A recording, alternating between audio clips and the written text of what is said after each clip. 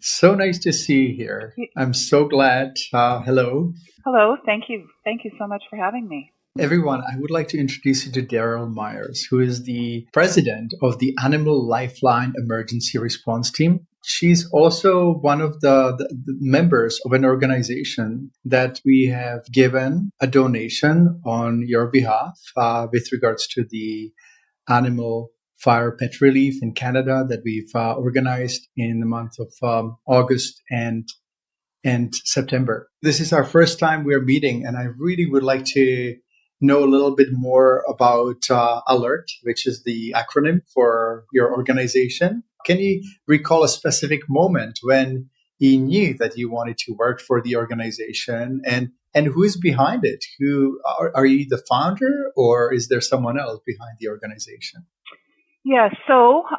When we go back to 1994 in Penticton, British Columbia, there was a fire. It was Mm-hmm. called the Garnet Fire, and it was probably one of the first really intense fires that the Okanagan had ever seen. So I was one of the people who were evacuated. I had two small children and a myriad of animals. I had a dog and lizards and frogs and fish and a hedgehog and guinea pigs and rabbits, and Mm-hmm. our family just loved animals, so we had a lot. So we were evacuated, and I had to make a decision on who I was going to take. It was very hard. The children were crying because we couldn't take the fish and we couldn't take some of the animals. We just had one vehicle and had to fit everybody in there. And so we left hoping that we would Mm-hmm. be able to come back and Mm-hmm. our animals would survive. The fire actually, because alert did not exist then, the fire did destroy quite a few homes, and a lot of animals perished in that fire. So it was just after that fire that Deb McBride decided to start the organization called Alert. That is how I got interested in the organization, simply because I was learned firsthand and felt firsthand what it felt like to have to be evacuated and not know what to Mm-hmm. do with all of your Mm-hmm. animals. So that's how the organization initially was started. It must be a real horrible moment when you have to actually decide I'm going to take this one, and even fish, or even the hamsters and little chickens or whatever you have on the farm. It's really difficult. So I understand that one of the reasons why the organization has been established is to rescue the animals, but also helping people to make a plan for evacuation, because obviously it's not only very distressing to need to evacuate, but I can't even imagine leaving our animals behind. Walk us through the parts where how do you help people to actually prepare for these emergencies? We do lots of educational sessions at different kinds of, fairs or farmers markets or just different events that we'll set up a table and we'll provide people with information on how to get prepared to evacuate. So Mm-hmm. when we talk about evacuation, we're talking about not only domestic animals, but livestock as well. So working with people who have livestock to be able to know what they need to have on site to be able to evacuate their Mm-hmm. livestock, telling people to uh, get their horses used to going into a trailer. Lots of times people will have acreage and have animals, but the animals have never experienced walking into a trailer. They have no Mm-hmm. idea how to do that. And so just getting information out there so people can prepare, people can practice. We all Mm-hmm. know now we should have a grab and go bag for ourselves, but we really need to have a grab and go bag for our pets, for our animals. Having enough crates. If you've got cats in the house, making sure you've got crates that you can put them in, getting the cat used to going into a crate. That's the same with people who have chickens, making sure that you have crates to be able to put all of your chickens in to be able to evacuate them if you have to do that. So that's the first part of the process, is really just educating people on what to do if they are going to be under evacuation order.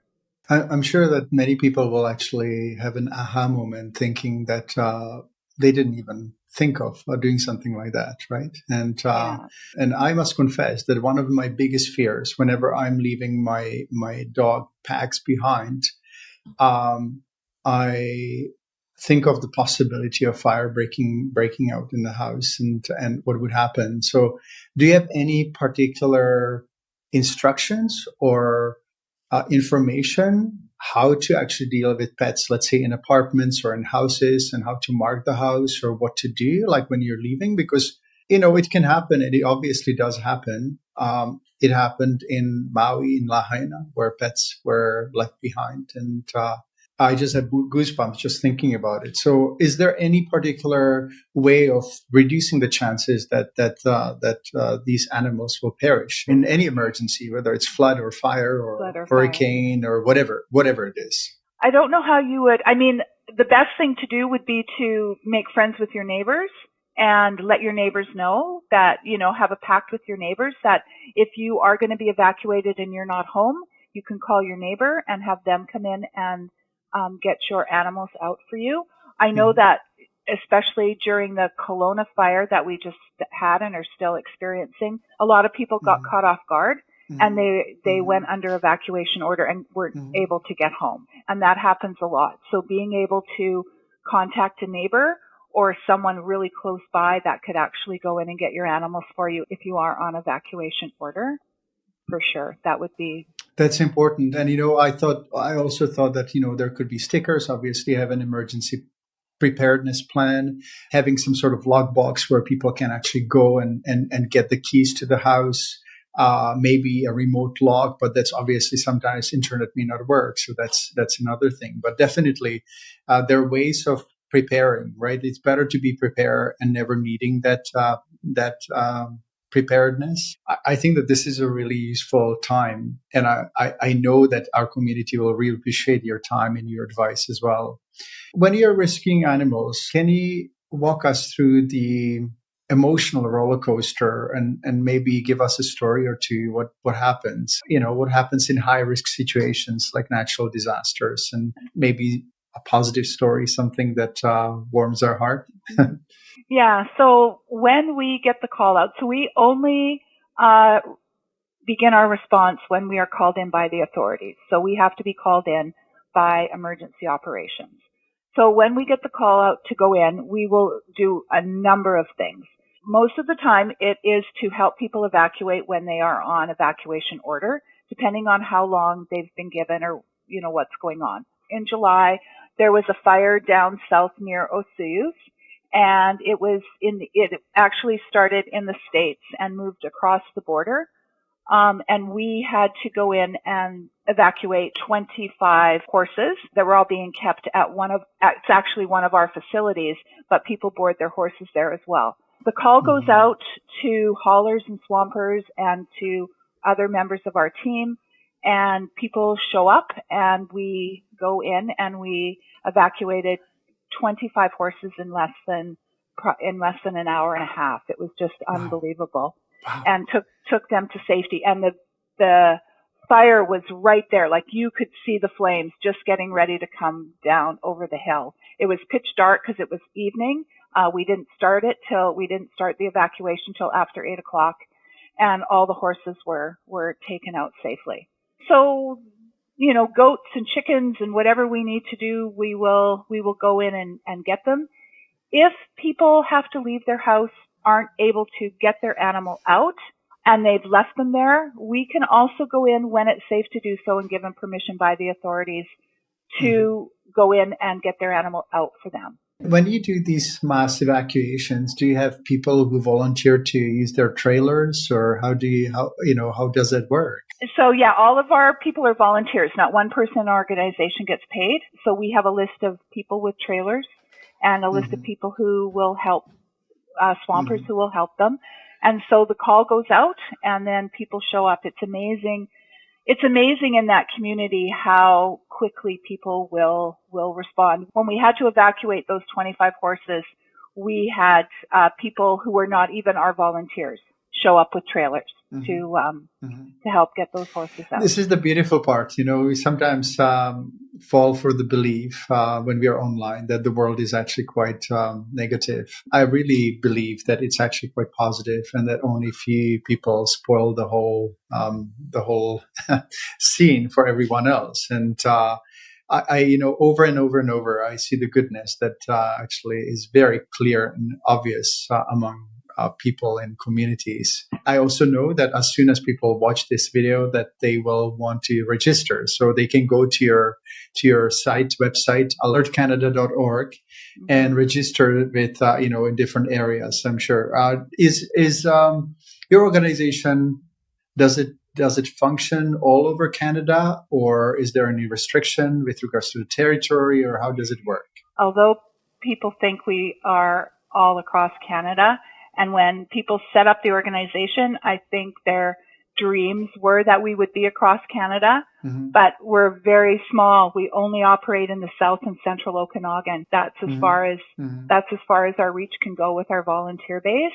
We would love to be able to expand the program, but again, working just with all volunteers, the work we have here and what we're doing here just keeps us so busy that it's really hard to be able to expand into other areas. Yeah. Well, you never know. Maybe you'll have some eager volunteers and people who would like to actually expand or help you expand the organization, because I think it's one of the most inspiring missions that I actually have heard of in the last few months and years, because it's important and we often don't think about it. I hear people often worrying about their dogs and animals and pets conditions, and obviously worrying about how to treat and how to extend their lives and how to feed them, but nobody thinks of these emergency situations. And I'm sure you've seen people who deeply regret they have not really had any plan. So no matter what we do in life, we're not always successful accomplishing our goals. How do you cope with the losses or with the situations that break your heart? How do you deal with that? Well, it's hard. For all of the animals that we are able to evacuate, that we're able to feed, that we're able to take care of, there's very little.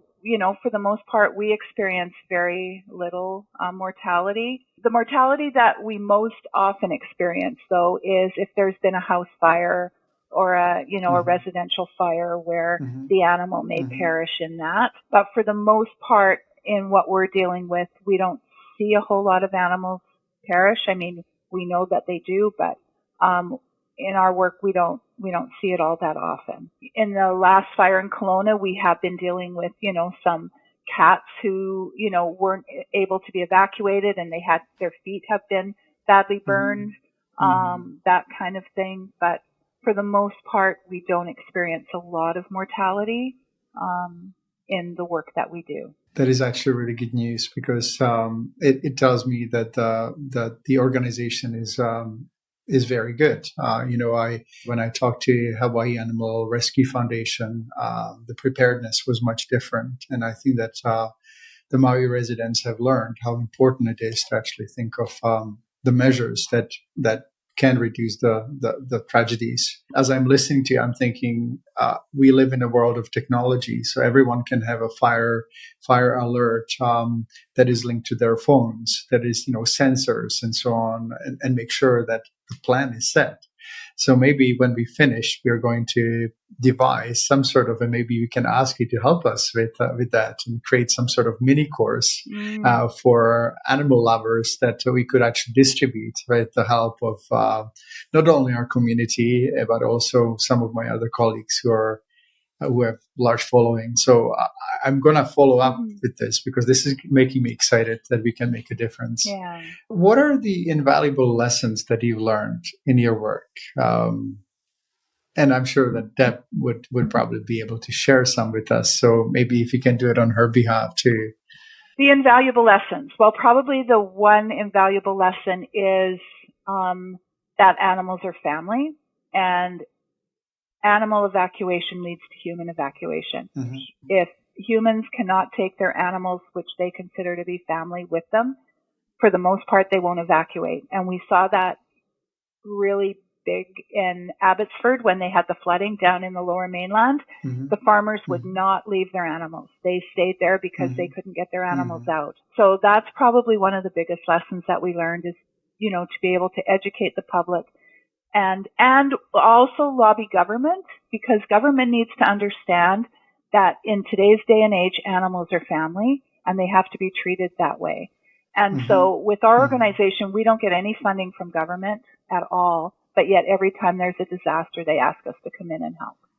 And so they need to make way. So pressure has to be has to be developed as well on these organizations. And I think that until we draw the equal sign between animal life and human life, we are still a society that is incomplete and out of balance, because I don't really know how I could decide to, how I could decide to actually leave my pets behind. It basically equals to humans. And I know that sometimes people need to make really tough choices, but I know that most of our community members would actually agree with you that our animal friends are family, and there's no way we should be leaving them behind. And they also make a huge difference in our quality of life and help us to prevent depression and help us to deal with the challenging world of today. Even if the government wanted to put it in dollar values, I think that animals are incredibly helpful in reducing the cost of healthcare and improving our health and so on. So it's time for us to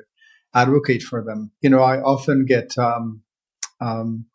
quite upset about the rules that make no sense. Pets cannot go to the beach, or there are unreasonable leash laws or restrictions. They cannot go to public transit in North America and Canada without being in a carrier. But how could you put a Great Dane or a larger animal in a carrier?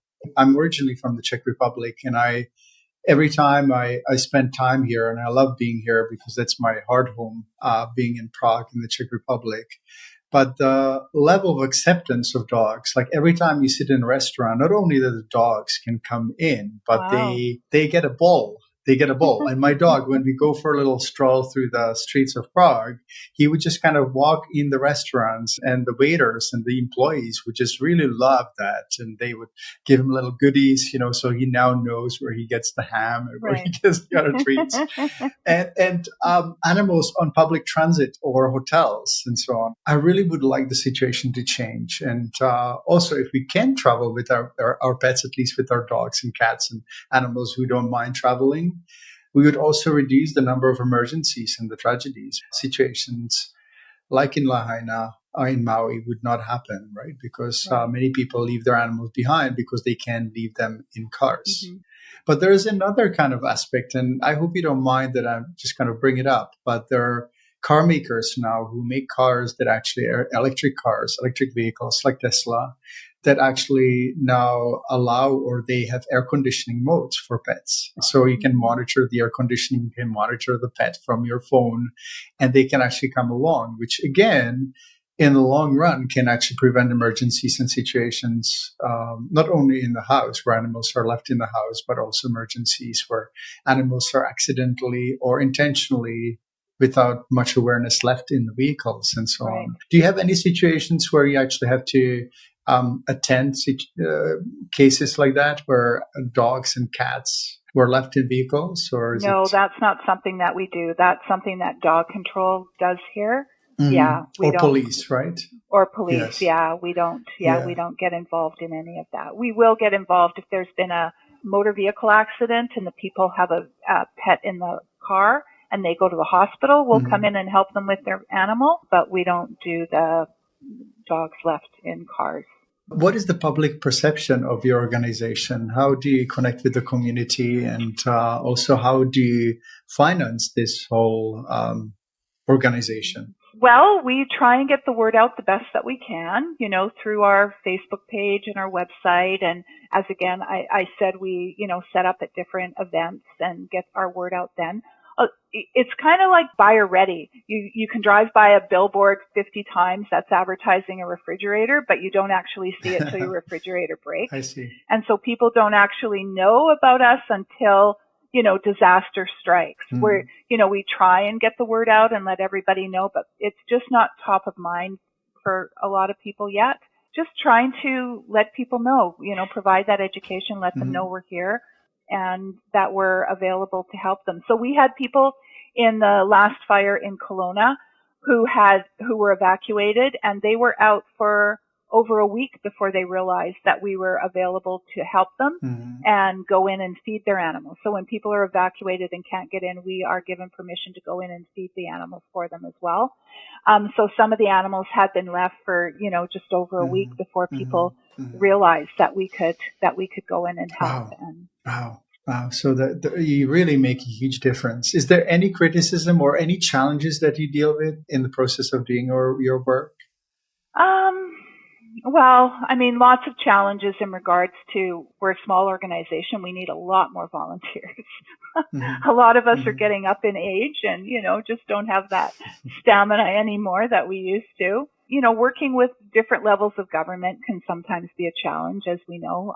But for the most part, things run pretty smooth. We're pretty, considering we, get involved at the height of an emergency or disaster, what we're able to do it's just amazing what we're able to do. During the summer, we've had over 200 animals in our care that we were feeding every day, in our facilities.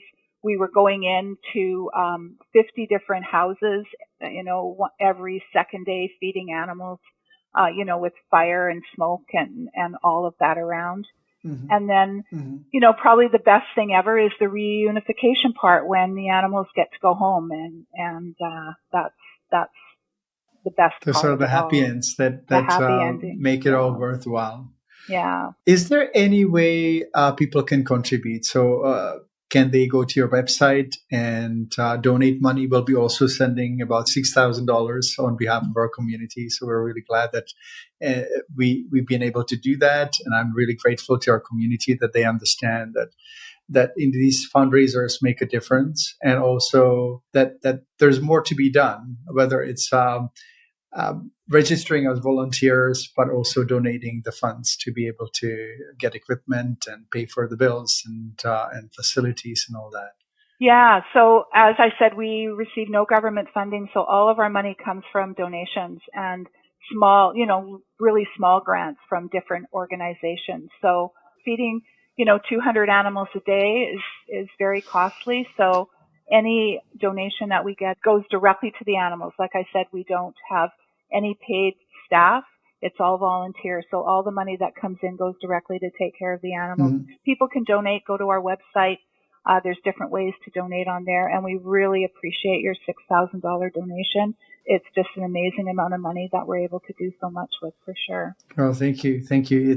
It sometimes seems like we should be able to do more. And if there is anyone who has some sort of connections to the local or Canadian government, understanding how important your job is and how kind of neglected the situation is, I would really love you to make the connections and maybe see better days when it comes to being supported by the local, but also the provincial and federal governments. So thank you so much for your time. It's been one of the most heartwarming interviews. I was also hearing and knowing how much difference you make, and also bringing the situation around fires and emergencies to other people's awareness.